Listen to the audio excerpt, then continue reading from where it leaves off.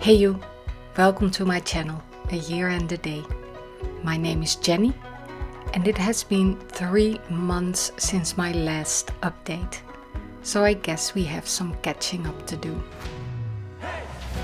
In May, I spent a lot of time in the garden, which was buzzing with life. I replaced some plants that didn't survive the winter and tried to mix and match to create the cottage garden vibe I love so much. In June, we spent the most amazing week in the German Schwarzwald.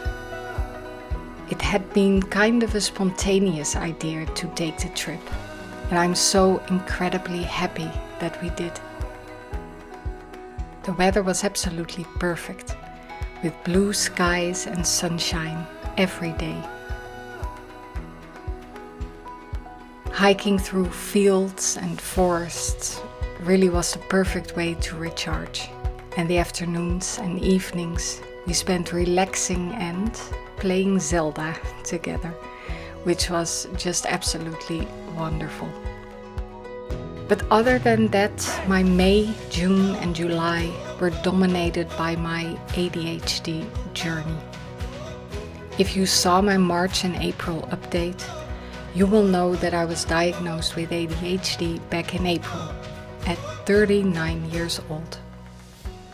And getting that diagnosis was like finding a major missing piece of my mental health puzzle, explaining so much about myself and my struggles over the years. And there is still a lot left to unpack there. But one of the first things that this official diagnosis brought me was the ability to try medication for the very first time in my life. After an initial great start, my mood dropped significantly after about 3 weeks. It pretty much felt as if all sense of joy and happiness had left me. But unfortunately, this is a pretty common side effect to the medication I was on, and there was no point in continuing that way. So during the last few months, I have tried different types of medication, unfortunately without success for now. So my medication quest continues. But despite the trial and error of the last few months, the experience deepened my appreciation for all of the little things in life that bring me joy. Being creative, crafting, pulling cards, journaling, drinking coffee from my favorite mug, or observing the bees in the garden. I always try to be mindful of these seemingly ordinary moments. But when you're dealing with mental chaos and overwhelm on a daily basis, it is so easy to forget how important those little moments of joy throughout a day actually are. And this experience really reminded me to appreciate and enjoy those little things every day. And with all of that being said, let's move to the table to check out some of the things that brought me joy in May, June and July. April was my birthday month, and my lovely husband gifted me this beautiful traveler's notebook in olive green. This color was a special limited edition about 5 or 6 years ago, and I always regretted not getting it. I am so very happy that the Travelers Company who creates these notebooks has decided to submit this color in their standard collection. I use it with this little Twisby diamond mini.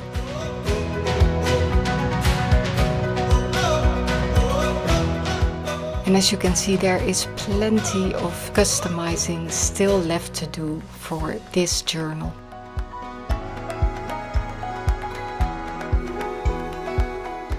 And that's the Traveler's Notebook in olive green.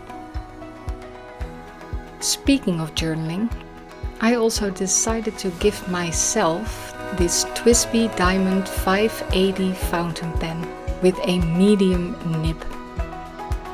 I wanted a fountain pen with a large ink capacity, and I just really love the Twisbys. So I'm happy to have added this one to my journaling setup. And that's the Twisby Diamond 580 fountain pen. Let's move on to books. I have been missing Norway so much.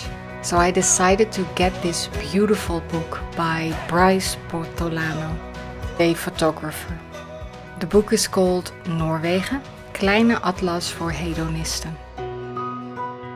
I got it in Dutch because, as far as I know, it's not translated to English yet.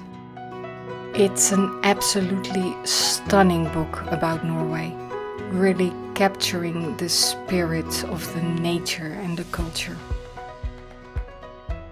Not only does it hold beautiful photography from the very south of Norway to the very north, but it also holds a lot of stories and information about the country and the people who live there. It's an amazing way for me to visit Norway in my mind whenever I feel like it. And that's Noorwegen, Kleine Atlas voor Hedonisten. In May, my gardening obsession led me to the purchase of a few beautiful gardening books. I have gotten most of my gardening books from thrift stores, but sometimes it's fun to splurge on a few beautiful new editions.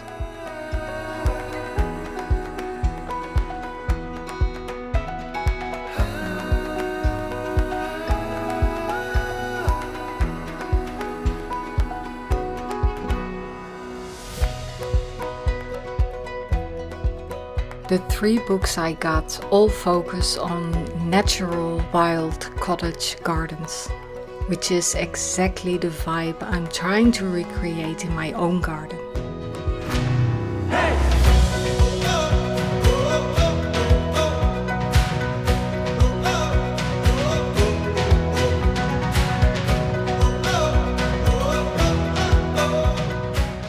It's just lovely flipping through these books and be inspired by the colors and types of plants that are being used and combined.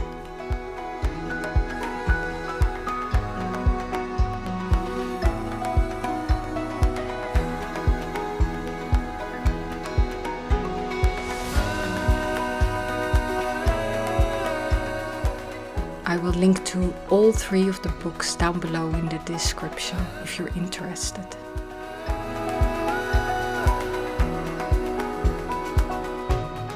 At the beginning of the year, I spotted a Blythe doll online. She was customized beautifully. She had brown hair and bangs, just like me. And I really liked the idea of getting a little mini-me. But of course, I kind of had promised myself not to get any more Blythes. But I really loved her. In the end, I decided to gift her to myself for my birthday.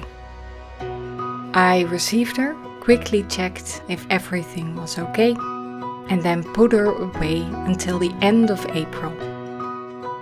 I even gave her little glasses, just like me.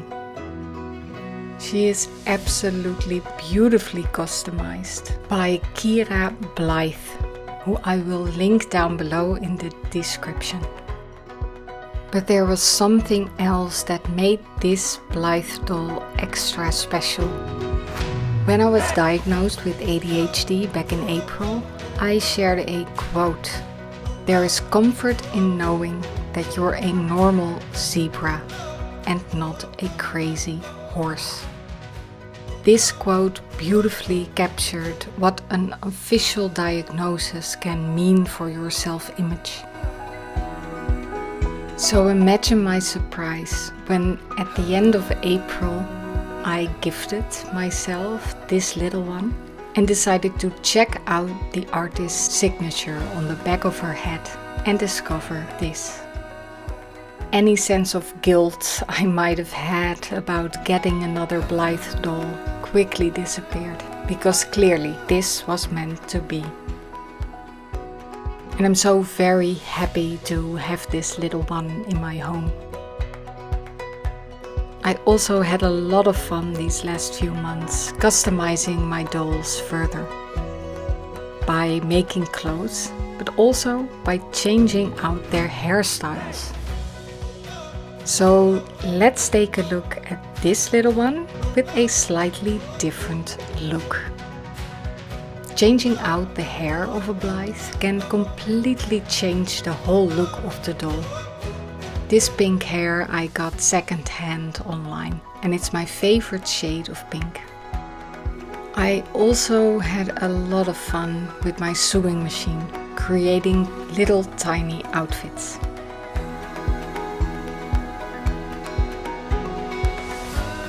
And once I started, I couldn't stop, and things escalated quite quickly. It's so fun to finally get a hang of it and create and adjust patterns to your own liking. And also it's just so cute to have tiny little clothes.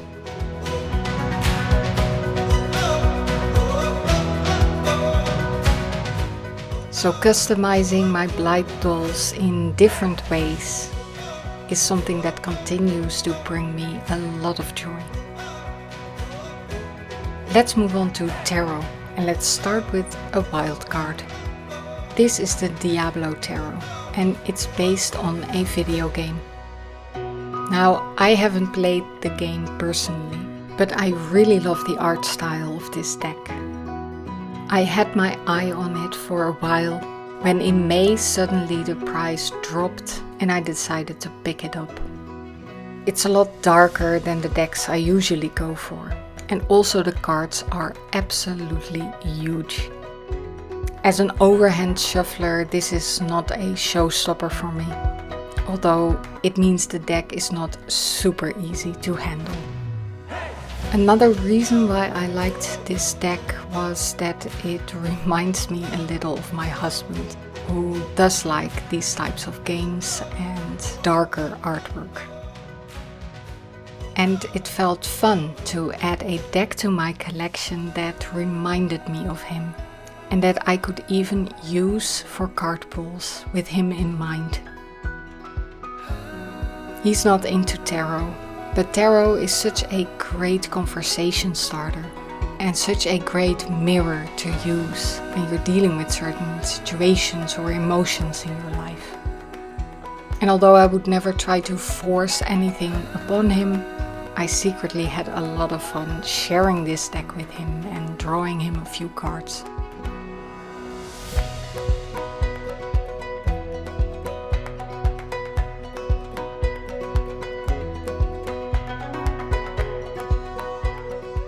I also like the booklet that comes with it, and I think it would be a great beginner deck for people who like the game and are new to tarot.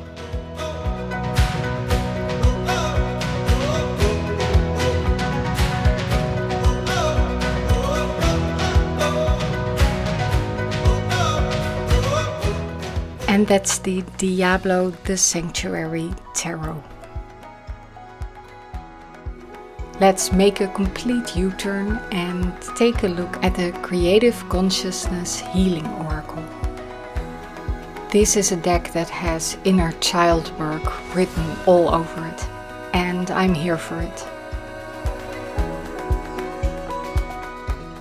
It is a very kind and compassionate and sweet deck with lovely soft artwork.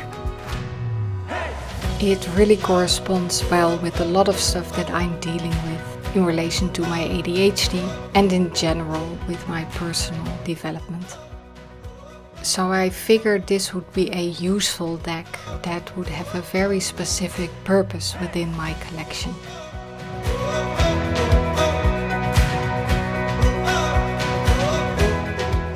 I've paired this deck since with the Self-Love Tarot, which proved to be a beautiful combination.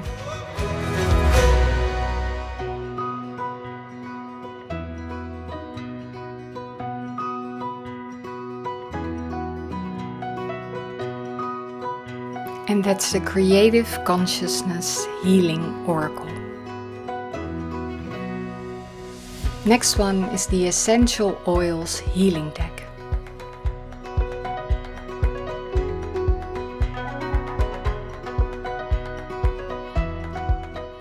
Now, I am not specifically into essential oils, although I use them occasionally in my diffuser.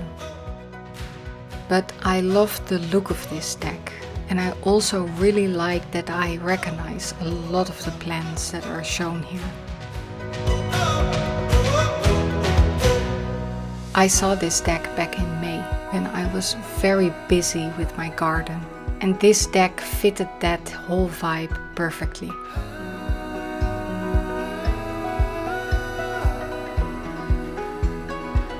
I trimmed a small part of the bottom of the cards.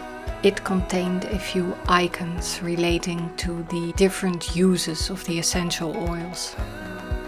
But since those icons are also mentioned in the guidebook and I didn't really like the look of them, I decided to trim them off, which makes this deck perfect for use as an oracle.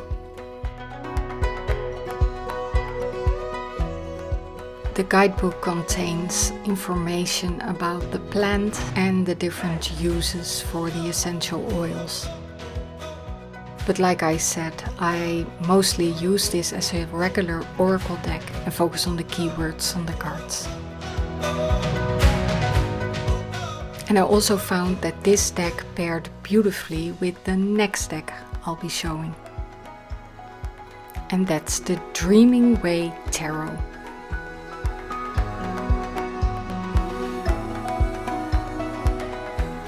The Dreaming Way Tarot had been on my wish list for a long time, but for some reason I just never picked it up. I don't particularly like the backs, and I just wasn't sure if I would vibe with it. But I'm so glad I finally decided to get this deck. The illustrations are beautiful and whimsical. I trimmed off the white borders, which makes the artwork stand out a little more beautifully for me. This was one of the few decks I took with me to the German Schwarzwald, and I did a few beautiful readings with it there. The cards also looked beautiful next to my gardening books and fitted that whole spring and summer vibe perfectly. And that's the Dreaming Way Tarot. Next up is the Citadel, a fantasy oracle.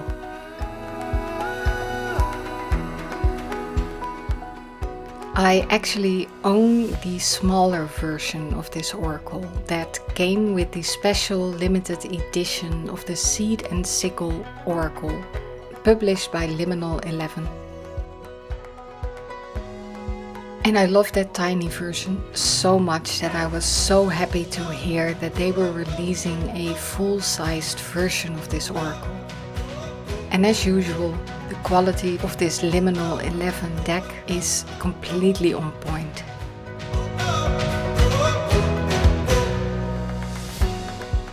This is more like a deck of archetypes. But I really like that there are also keywords on the cards. So the meaning of the card becomes very clear immediately during a reading.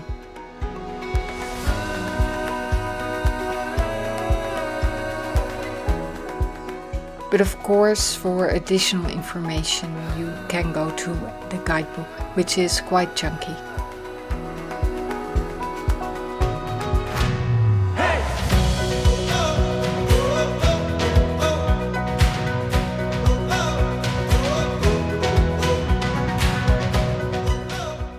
and that's the Citadel A Fantasy Oracle. Next up is the Mabon edition of the Seasons of the Witch series. There are already 3 editions of this series out there: Samhain, Yule and Beltane. Personally, I own the Samhain and Yule Oracle decks. I didn't connect with the artwork of the Beltane one, so I rehomed that very quickly after receiving it. So I was very interested in the Mabon edition when I found out that they actually switched illustrators for this one. And of course, I mean no disrespect to the previous illustrator, but I just vibe with this art style a little more. I really like the illustration style and the use of colors, and it really captures that Mabon vibe very well for me. Also, the little sentences below the keywords are a little bit more simplified compared to the last few editions. But honestly, I mostly work off of the keywords and the guidebook. The guidebook is quite chunky and also contains some little extras like recipes. So I'm happy to have this in my collection.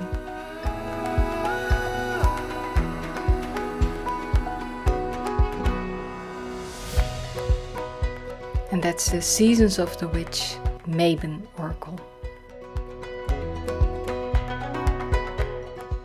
The Tarot of the Witch's Garden was a deck I pre-ordered and I was really looking forward to.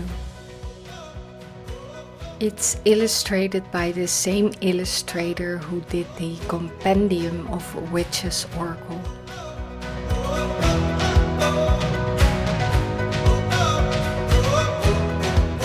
And once again, the illustrations are absolutely beautiful. For me, this deck falls in a very specific category of decks.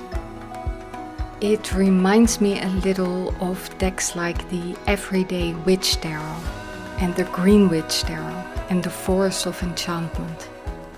They're all in that magical forest, witchy realm. But I didn't connect with those decks that I just mentioned, so I never got them. But I'm very happy that I do connect with the artwork of the Tarot of the Witch's Garden. And I feel like I found that one deck that fills a very specific place within my collection. There is a printing error in this edition of the deck, where the Wheel of Fortune and Justice are accidentally switched in the order. Personally, I really don't mind and it doesn't bother me at all. For this deck, Llewellyn changed up the cardstock to a linen cardstock, which shuffles beautifully.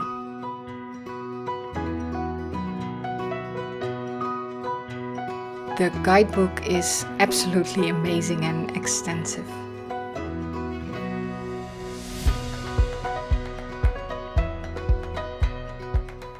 It gives a lot of additional information and lovely messages.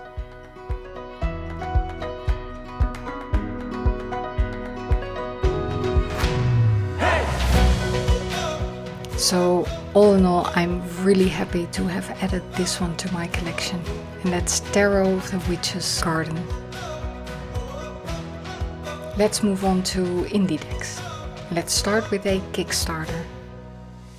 This is the Big Mice Tarot, also known as the Mini Mice Tarot, since there was also a mini version of the deck available.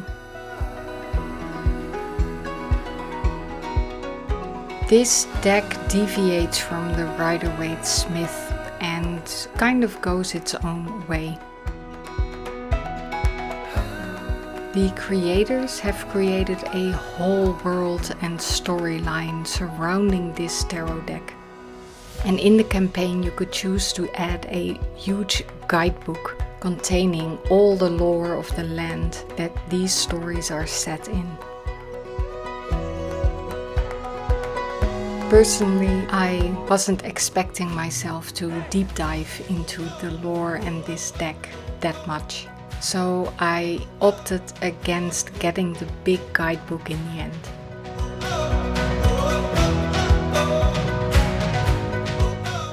Luckily, the deck comes with a little white book that contains snippets of the stories and the meanings of the cards.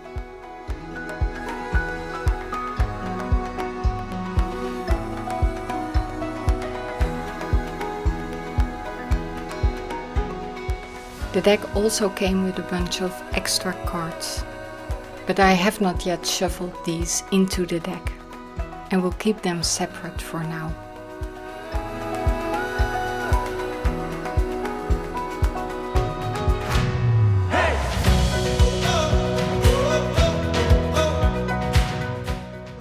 But above all else, I absolutely love the illustration style, and that was mainly what drew me to it. It has a little bit of a Ghibli vibe to it, and this ended up being a very cute, beautiful tarot deck. And even though I'm not sure if I will be doing a ton of readings with this one, I do love to have it in my collection for now.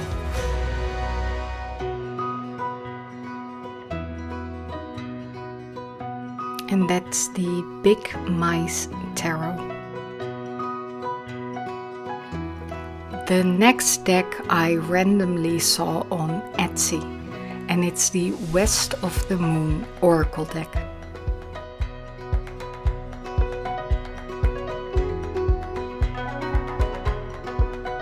This deck is inspired by the Norwegian fairy tale East of the Sun and West of the Moon.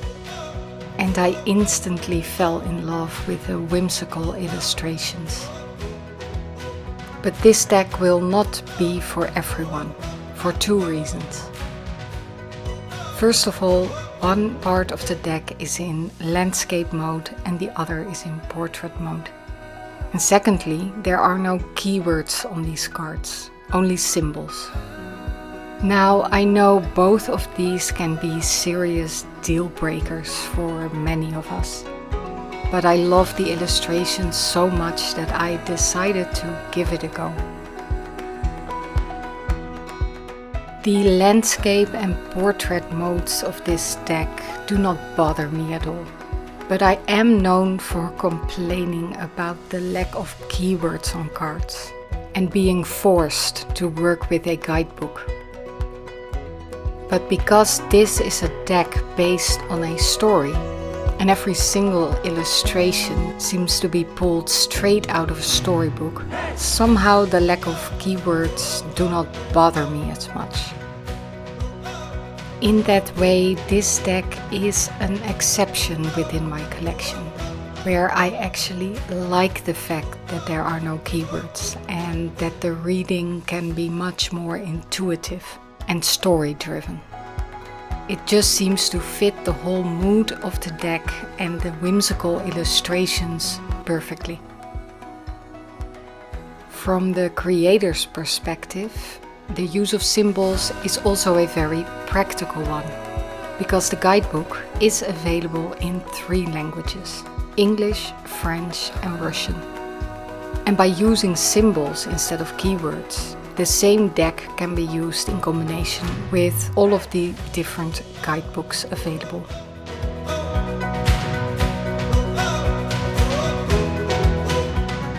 I found looking up the symbols actually quite easy.